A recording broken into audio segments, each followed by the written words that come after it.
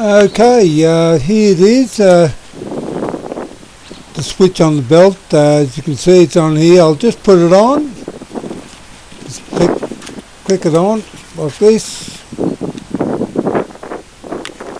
So first of all, you get the hose to connect this hose first around here and just clip it in like that.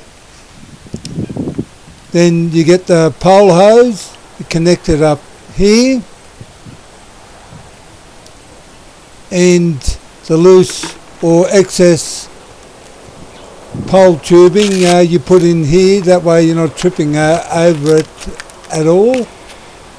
And I'll just show you how it works. I'll just grab the pole here and just show you how the switch works.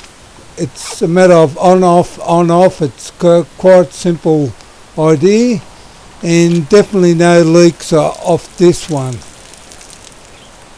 And I suppose, well, that's about it.